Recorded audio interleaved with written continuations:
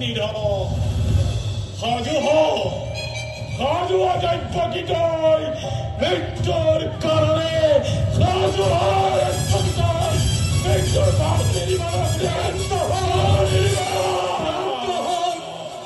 মহাৰাজ ক্ষান্ত হন কোৱা দাদা কিবা হেতু মই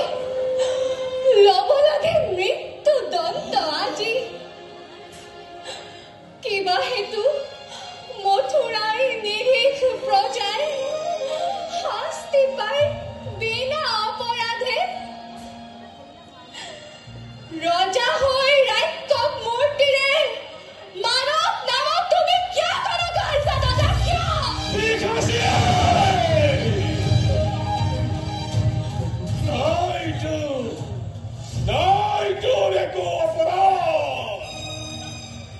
অপৰাধী নুহে কোনো